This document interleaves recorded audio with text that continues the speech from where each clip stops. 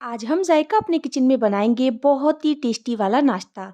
ना समोसे ना रोल, बहुत ही झटपट बनने वाला और सबकी पसंद का बहुत ही क्रिस्पी वाला नाश्ता। इसे बनाना बहुत ही आसान है और जब आप इस नई ट्रिक से नाश्ता बनाएंगे ना, तो यकीन मानिए खाते रह जाएंगे।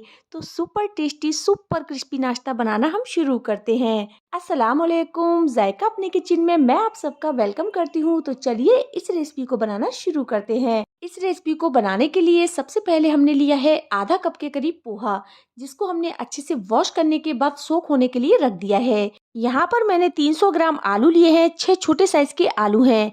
आलूओं को मैंने कुकर में उबाल लिया है और इनको ठंडा करके इनका छिलका उतार लिया है और इनमें बिल्कुल भी मॉइस्चर ना रहे और इनको मैशर की हेल्प से हम मैश कर लेंगे। और इसमें आपको इस बात का ध्यान रखना है कि आलूओं में एक भी लम्स ना रहे। तो यहाँ पर हमने इनको अच्छे से मैश कर लिया है और आलूओं में एक भी लम्स नहीं है। इसमें हम ऐड करेंगे 1 इंच अदरक का टुकड़ा और 1 हरी मिर्च, जिसको हमने मैश कर लिया है वो हम इसमें डाल देंगे। और साथ ही में हम इसमें ऐड करेंगे 1 गाजर, जिसको हमने ग्रेट करके लिया हुआ है वो भी हम इसमें डाल देंगे। और साथ ही में इसमें जाएगी 1 शिमला मिर्च, जिसको हमने छोटे छोटे टुकड़ों में कट कर लिया है वो भी इसमें डाल देंगे। और साथ ही में हम इसमें ऐड करेंगे मटर।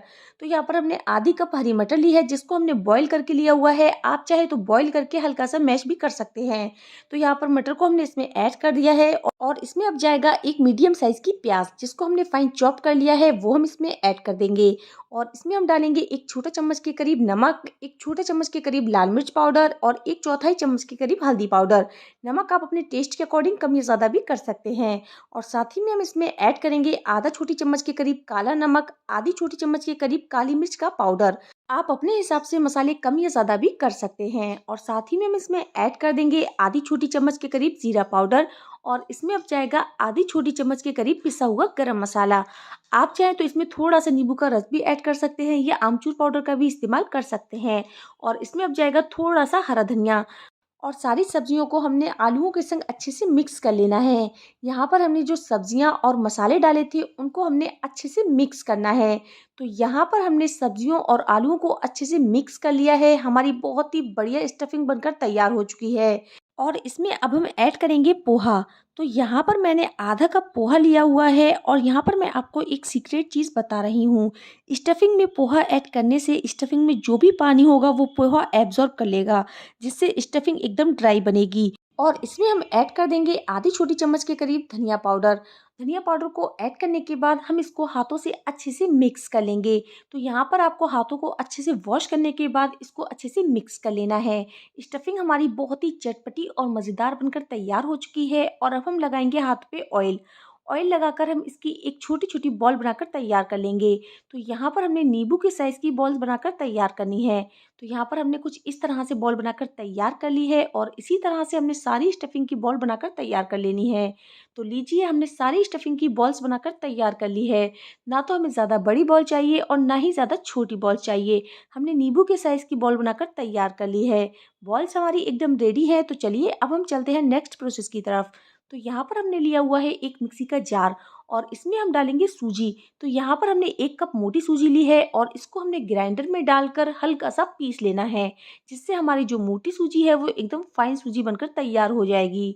तो यहाँ पर हमने इसको ग्राइंड कर लिया है और सूजी हमारी एकदम बारीक बनकर तैयार हो चुकी है। तो यहाँ पर अगर आपके पास बारीक सूजी पहले से है तो आप वो सूजी भी ले सकते हैं, लेकिन हमने यहाँ पर मोटी सूजी को एकदम बारीक सूजी बनाकर तैयार कर लिया है। सूजी भी हमारी एकदम रेडी हो चुकी है। तो चलिए जब तक हम आगे की तैयारी कर लेते हैं। इसके लिए हमने एक कढ़ाई ली है और इसमें हम ऐड करेंगे 1 कप के करीब फ्रेश दही। तो यहाँ पर हमें खट्टा दही नहीं लेना है, एकदम फ्रेश दही का इस्तेमाल करना है। और इसमें हम ऐड करेंगे 1 कप पानी। तो यहाँ पर आपको जितना दही लेना है उतना ही पानी लेना है। आप चाहे तो किसी कप या कटोरी से मेजरमेंट कर सकते हैं। और इसमें हम ऐड करेंगे हाफ टेबल स्पून के करीब नमक। नमक को ऐड करने के बाद हम इसको ब्लेंडर की हेल्प से अच्छे से ब्लेंड कर लेंगे, ताकि इसमें एक भी लम्स ना रहे। तो यहाँ पर हम इसको अच्छे से ब्लेंड कर लेंगे। दही हमने ब्लेंड कर लिया है पानी के संग। और चलते हैं अब गैस की तरफ। गैस पर हमने कढ़ाई रख दी है और इसको हमने लगातार चलाते हुए पकाना है। तो यहाँ पर जो दही पानी है वो अच्छे से बॉईल हो जाना चाहिए। फ्लेम पर हम इसको पकाएंगे ताकि जो मिक्सचर है वो फटे नहीं। तो यहाँ पर हमने दही और पानी को मीडियम फ्लेम पर लगातार चलाते हुए पकाना है। ये अच्छे से बॉईल हो चुका है तो इसमें हम ऐड कर देंगे सूजी। यहाँ पर हमने जो बारीक वाली सूजी ली थी वो हमने इसमें ऐड कर दी है और इसको हमने अच्छे से मिक्स कर लेना है। गैस की फ्लेम को हमने लो टू मीडियम कर दिया है। लो टू मीडियम फ्लेम पर हमने अच्छे से चलाते हुए इसको मिक्स कर लेना है। तो यहाँ पर हमने अच्छे से इसको मिक्स कर लेना है, इसमें एक भी लम्स ना रहे। तो यहाँ पर हम इसको लगातार चलाते हुए पकाएंगे। तो यहाँ पर जो दही का मिक्सचर था वो एकदम गर्म था तो सूजी इसको एकदम एब्जॉर्ब कर लेगी। सूजी ने अच्छे से इसको एकदम एब्जॉर्ब कर लेना है और इसको हमें जब तक पकाना है जब तक जो मिक्सचर है वो पैन ना छोड़ने लगे। तो यहाँ पर जो मिक्सचर है वो हल्का हल्का सा पैन छोड़ने लगा है। तो मिक्सचर को हम निकाल लेंगे एक मिक्सिंग बाउल में और इसको हमने थोड़ा ठंडा होने देना है और हाथों पे ऑयल लगाना है और मिक्सचर को हमने अच्छे से मसलना है ताकि जो मिक्सचर है वो एकदम स्मूथ सा हो जाए।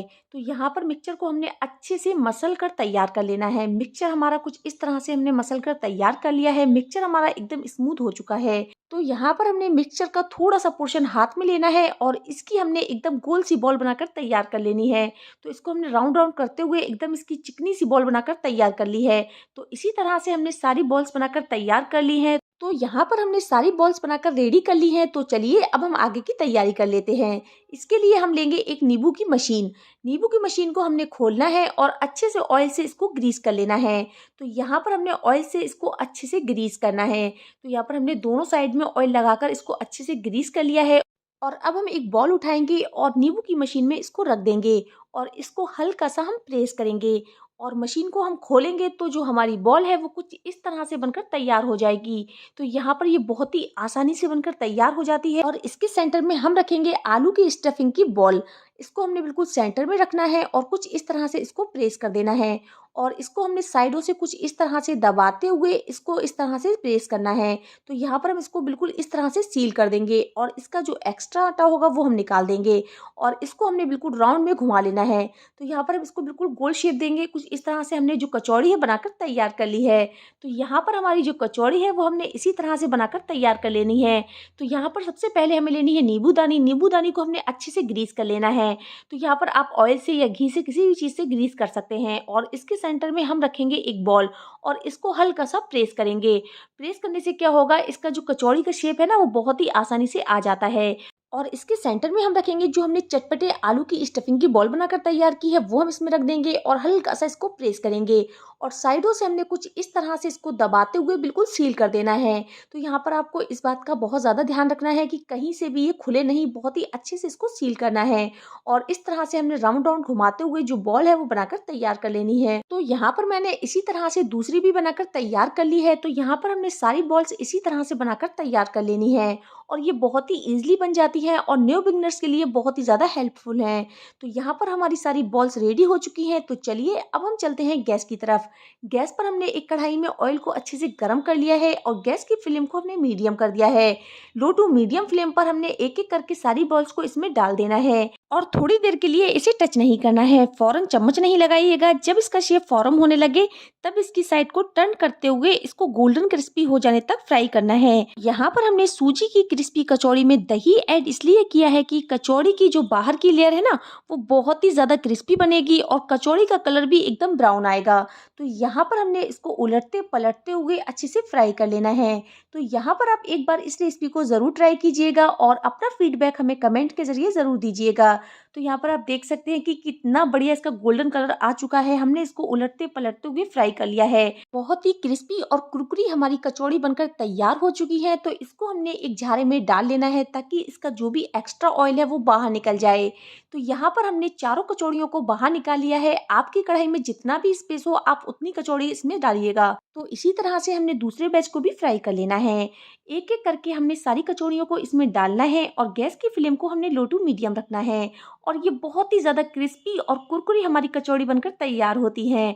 यहाँ पर हमने जो दही और पानी का यूज़ किया है ना वो कचौड़ी के जो बाहर की लेयर है उसको बहुत ही ज़्यादा क्रिस्पी और गोल्डन बनाती है और बहुत ही ज़्यादा टेस्टी हमारी कचौड़ी बनकर तैयार हुई है। तो इसको मुझे 3 से 4 मिनट लगे गोल्डन क्रिस्प करने में। गैस की फ्लेम को मैंने लो टू मीडियम रखा था और अच्छे से ये फ्राई हो चुकी हैं।